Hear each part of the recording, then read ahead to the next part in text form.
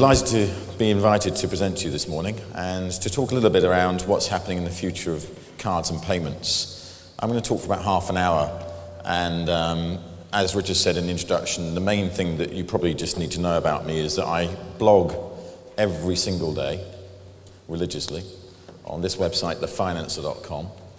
So if you want to know what's going on in Europe and in the UK, that's a good site to tell you about what's happening in banking in Europe. Or if you want to know what I thought of this conference, it's a good site to go and look at probably later this week or early next week, because I'll be writing something about my views of the Cards and Payments Asia conference. The title that I was given for the presentation is The Evolution of Payments and How Consumers Are Changing the Usage of Payments with Technology. But I thought I'd change that title very slightly to You Don't Know What's Going to Happen Because You're Often Looking the Wrong Way. It's amazing how often in horror movies, when you're looking in a mirror and you turn around, something happens in the mirror.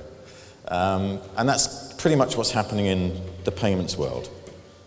In that a lot of what you're going to see around the exhibits halls is not the future, it's the here and now. And I'm going to tell you a bit about what's going to happen once the here and now has moved on to the next evolution phase. If you look at the here and now, the most, I guess, revolutionary thing we saw in payments in the last decade with the internet is the creation of person-to-person payments via email and more recently via text messaging and other services through Alipay, Yandex and PayPal. PayPal is the one that I know best, only because it's the one that gets the most coverage in my part of the world. I've got a bit of feedback, if you can turn the sound down a little bit.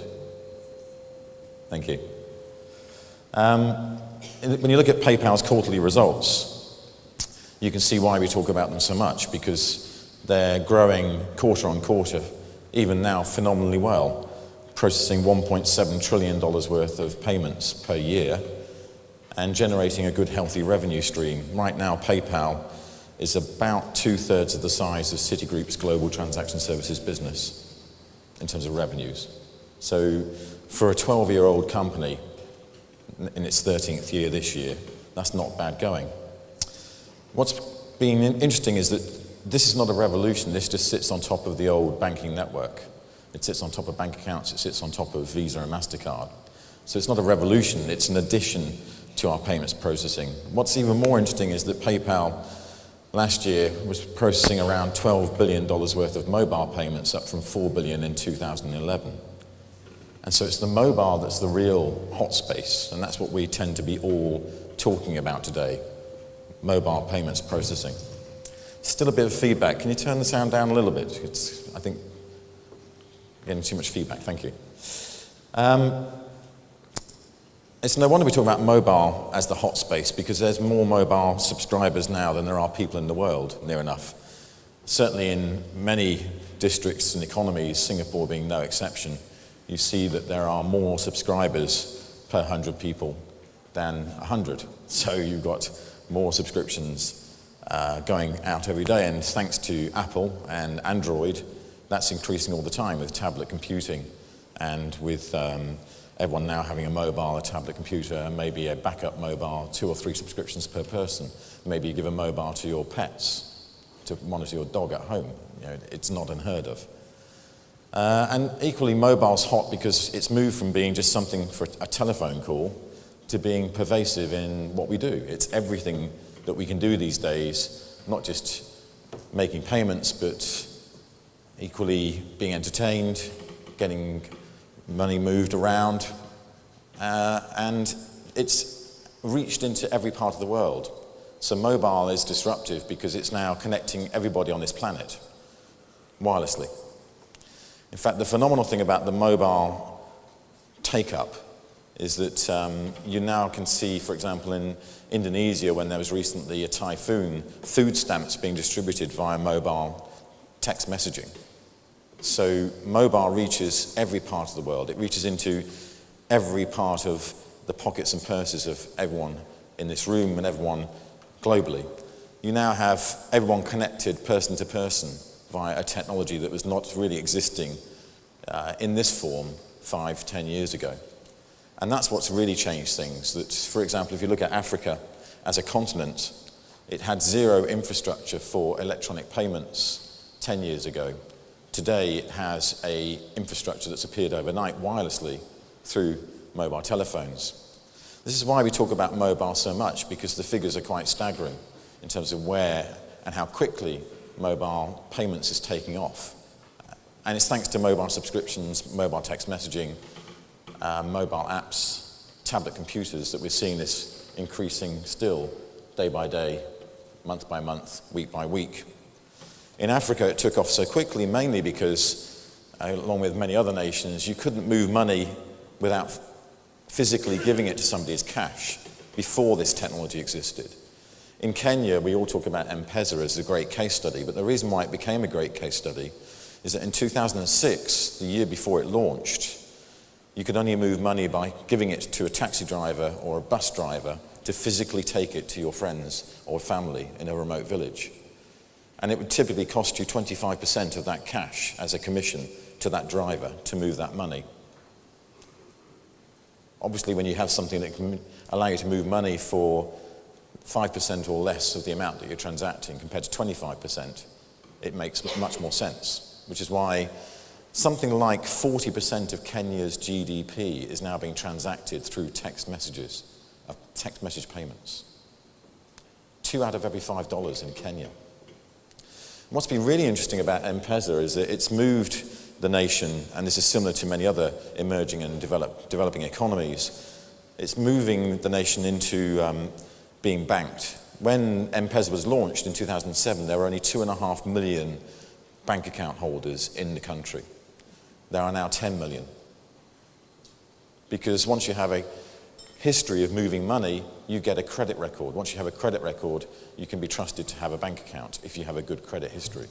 That's what M-Pesa and mobile payments has done for Africa and is doing for the world in terms of enabling us to have wireless payments with credit histories for people who were previously underbanked or unbanked.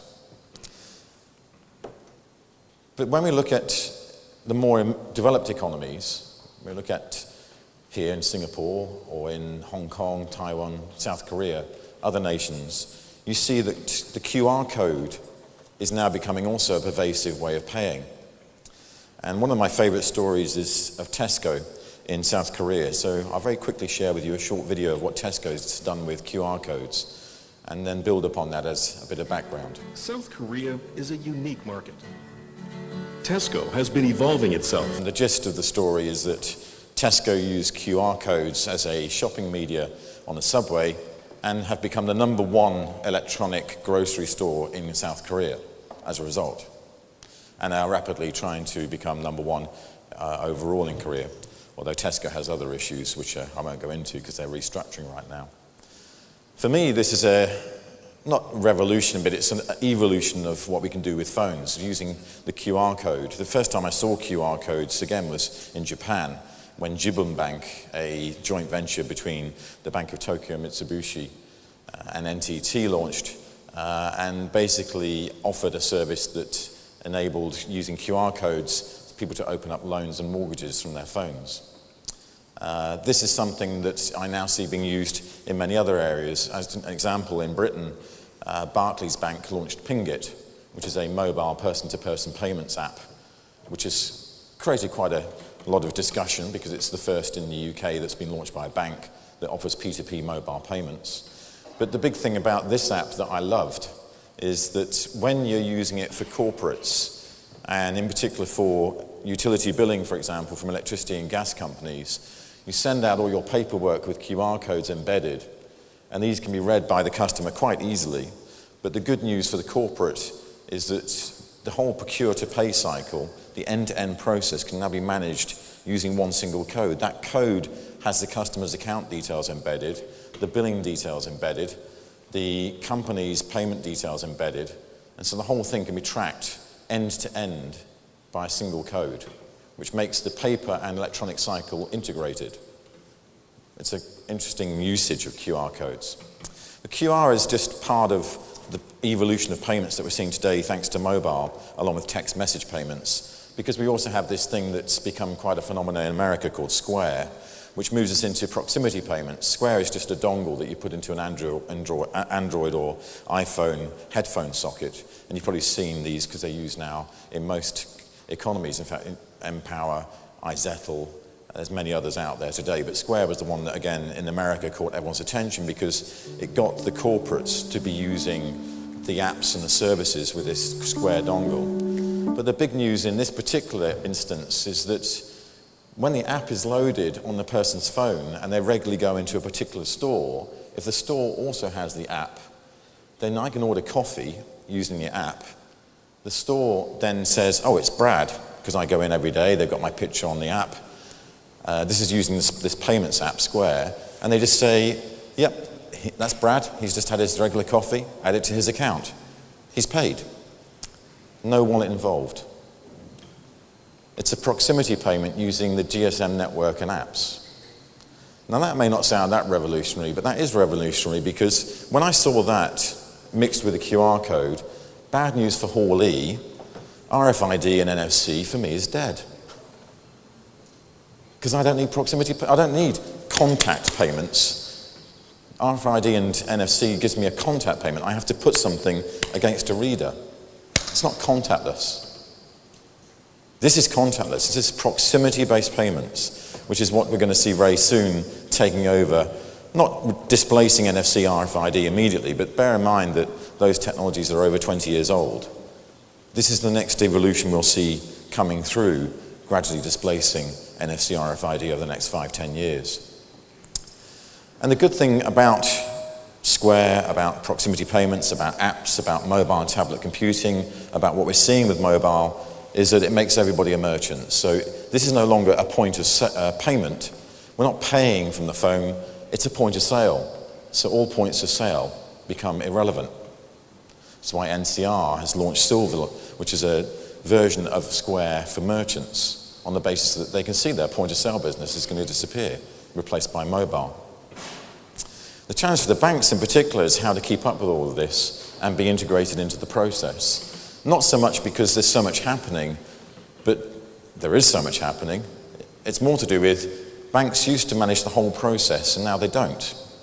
Banks used to manage everything through branches and through their own accounts, now they don't. It's all on the mobile. This is one of Brett's slides. Brett spoke here last year, he's a good friend of mine, but when you look at a branch visit 1 to 2 times a year versus using the mobile 20 to 30 times a month, you can rapidly see that the main interaction is on mobile, it's not physically.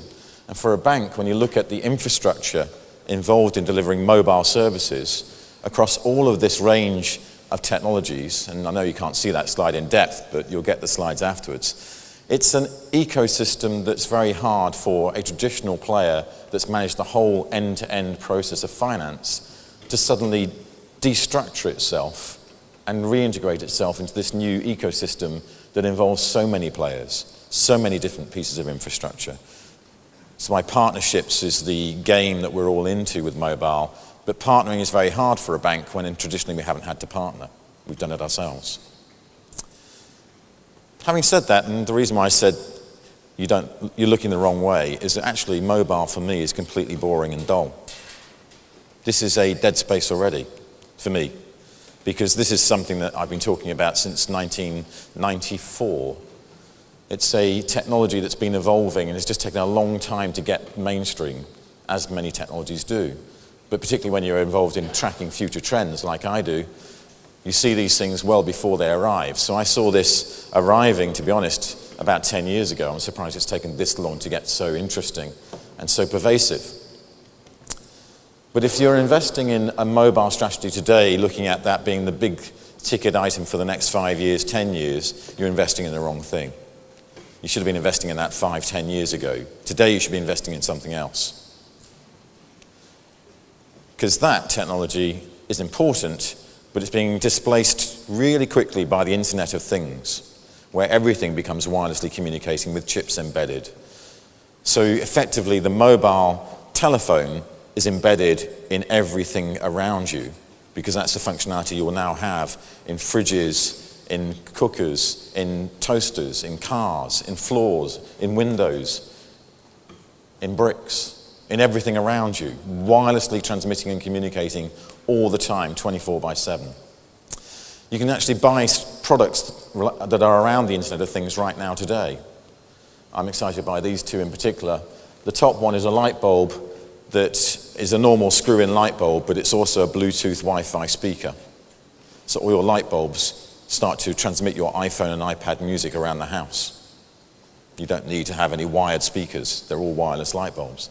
The one below is a thermometer, which is a heat temperature gauge you link into your heating system at home or your air conditioning at home. And rather than wasting all that energy whilst you're out working or putting it on a timer and then you get in late that day or you forget to turn it off, you control this using an app remotely. Or you just set it to say, keep the room temperature at 70 degrees Fahrenheit, in this case, regardless of what's happening outside. But in this room next door, make it 50 degrees because I want it cool. You can change every room to suit your app. And as I say, you control it remotely. My favorite is the Nissan Leaf, which is the new Nissan car that you control, again, using your Android or iPhone apps. So you can actually start the engine and put on the air conditioning on the car 5-10 minutes before you leave your bed or your breakfast. And when you arrive in the car, it's already set up to go. So the internet becomes involved in everything. It becomes communicating everywhere. It's using chips that are very intelligent, embedded in anything and everything. Tiny chips that you can even see on a fly here. So as you walk around, you'll get, for example, using Google Glasses, which are these new glasses that have just been launched, the idea of augmented reality. So rather than going into the store to try on the coat, you can see whether the coat suits you and whether you can afford it using your bank app. You can visualize everything, so you don't need to exchange business cards anymore, which would be interesting in our traditions. You just exchange virtual cards using a virtual acceptance. You can do that already. When you're eating, you can know exactly what you're eating and how good or bad it is for your health and how far you have to jog that evening to get over the McDonald's you had for lunch. So everything becomes augmented. And it's the reason why in Star Trek you never see anyone paying for anything. When you look at science fiction movies, do you ever see them getting out some cash or paying for something or making a contactless payment? They don't. Because the science fiction of the future, which is now very much here today, is you just walk around and you get debits and credits wirelessly circulating around you. You transact invisibly, just like how you listen to music and download music today. It's invisible. So why we have physical representation of cards, cash, wallets, I have no idea. We soon won't.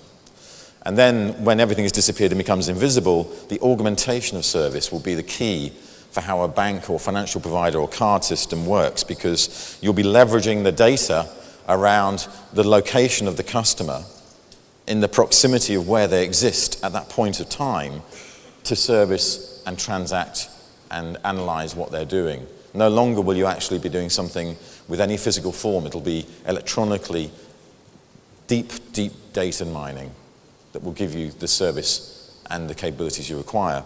When we get into that, and I guess this is the final part of what's really changing very quickly in consumer behavior, and this is a critical fact, that don't focus on the technology, focus on the consumer's behavior. It's the consumer's behavior that changes the game for the corporates and for the banks and financial and card providers that go around that process.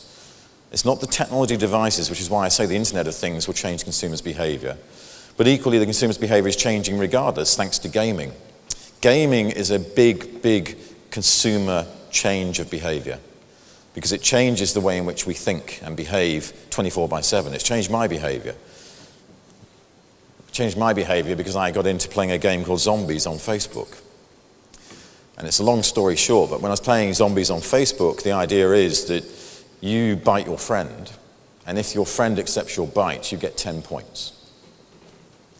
If they then bite their friend, then they get 10 points, I get 3 points, because it becomes a zombie scheme, a pyramid scheme. So the more points I get, the more prizes, the more important I become. So you go from being a zombie geek to a zombie nerd to a zombie priest if you get to the 6th level, and it goes up to zombie warlord at the 10th level.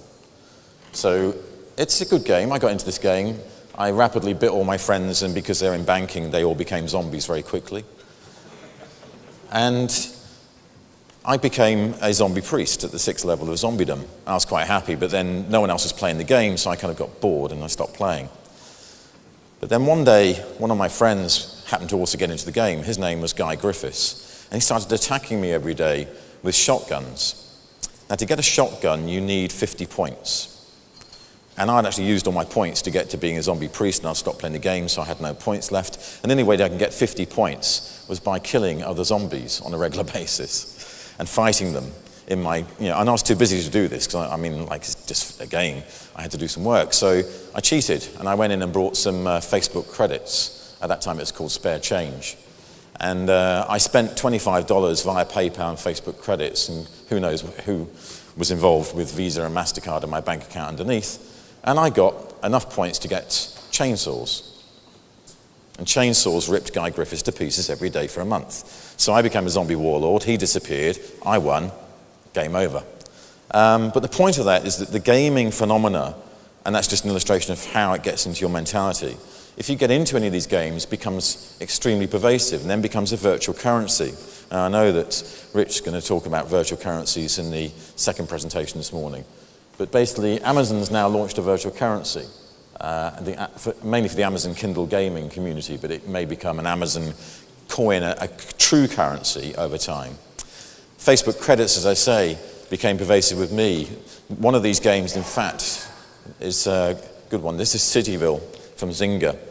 Again, they've lost their shine a little bit now because people get bored with these new things. But when this came out, they got 100 million players in 43 days.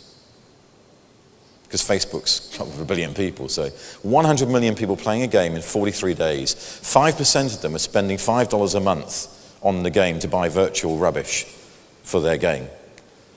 You think about the numbers, that's 5 million people spending $5 a month in 43 days. That's a $360 million business launched overnight. It's the beauty of the world we are now playing in. And then there's many, many more. In fact, you even got American Express and other companies launching formal services around these sorts of gaming and new behavior transaction environments. And in fact, much of this came from Asia in terms of these ideas of gaming. The virtual currencies of gaming started very much intrinsically in the Asian community in the developed economies of Asia. And again, you can see these gaming currencies, these virtual currencies everywhere. Now, why is that important? It's because they become real money. To start off with, it's just virtual rubbish. But if it becomes mainstream, it becomes real value, real money. A bit like air miles is real money for those of us who collect air miles. These are real money for those who use them. Best example is the QQ currency, which you'll know the story better than me, I expect, but when this took off in the mid-2000s, it became a core transactional system that concerned the People's Republic of China immensely because of its disruptive nature, and is now monitored with Tencent, the ISP who run this currency. But the core of this is that when it was becoming threatening to the economy of China was around 2005, because suddenly it was being used for pornography and gambling, which were banned on the internet. And yet you now have a virtual currency that could be used because nothing else could be used at that time in China on the internet for money exchange. You suddenly had this gaming currency that could be used for other real services, pornography and gambling. And in fact, pornography, gambling and gaming go hand in hand in how we change our behaviors and how we change the way we think about money. And gaming starts that process. Gaming leads into pornography, gambling and other stuff. It's a bit like why Bitcoin is becoming so interesting. And again, you've probably heard of Bitcoin, particularly in the last few weeks, because it went up to $266 a coin, having been valued around $20 a coin for the past year, because suddenly a lot of money was going into Bitcoin. You may think this is going to disappear. It's not. The reason why Bitcoin is very important, again, is because it's the first encrypted currency that's trusted by the internet community. Like WikiLeaks, this is the Wikicoin for the anonymous generation. This is a global currency that has no central bank involved, that if it does become a truly accepted global currency like gold and silver, then of course it's going to be changing our world, just as the internet has changed our world, just as mobile has changed our world. If everybody globally can transact wirelessly through mobile internet technologies with no central bank or system involved, and no exchange currency overhead involved, because this does not involve overhead, then you have a new form of commerce. And that's what Bitcoin is trying to create. The reason why it fluctuates so much in price is that there's only about $1 billion in the total Bitcoin world right now of value, in terms of real US dollar value. It's about $1 billion. So if someone puts in $100 million to that system, of course, the price goes through the roof. If they take out $100 million, of course, the price goes through the floor. But imagine when this economy has $100 billion or $1 trillion. It may or may not happen, because Bitcoin still has some issues to sort out. But if it's not Bitcoin, it'll be something else. A little bit like if it's not Facebook, it'll be something else. If it's not Twitter, it'll be something else. These things evolve. But this is the first real evolution of a new form of value exchange that sits completely outside the banking and financial system. And I'm taking it very seriously for that reason, because I reckon that very soon I'll be buying my airline tickets using Facebook credits, tweets, and Bitcoins. Or if not those, something very similar. We shall see. So that's the reason why I think we're looking the wrong way, because we're all focusing on these mobile technologies and devices and iPads and apps and tablet computing and thinking how cool and trendy and interesting. And it's not. These are really transient, short-term things that are a reflection of the way in which our lives are intertwining commerce and community, socializing and business, work and life. These are not separated anymore. If you think they're separated, how many of you actually look at your social network and your email before going to bed on your iPhone or on your Android, or use your Android or iPhone or whatever phone you have as your alarm clock? What's the first thing you look at in the morning and the last thing you look at night? Is it your partner or your mobile? I won't try and ask you to raise hands on that one.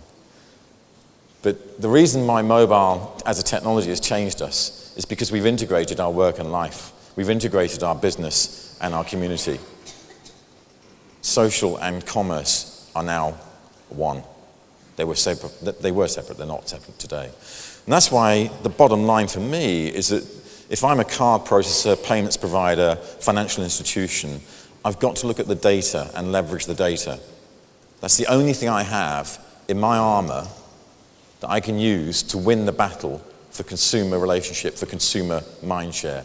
I can't battle on devices, technologies, structures, processes, because to a large extent, those are going to be an ecosystem I have to be a part of.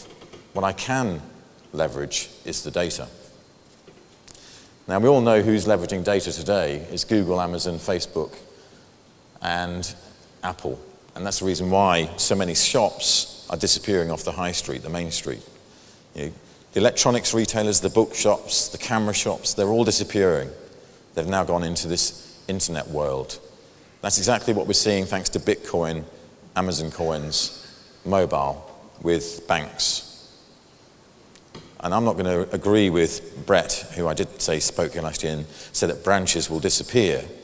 The branch has a role in financial distribution, sales and service. It's just a very different role to the one it used to have, and much less important in the infrastructure of things and the Internet of Things that we live in today. So that's my opening. I trust that gave you some insights. As I say, thefinancer.com is where you'll find out a lot more about what I'm thinking. And all the case studies and things I referred to are on there. And I trust you enjoy Cards and Payments, the 18th conference in 2013. Thank you.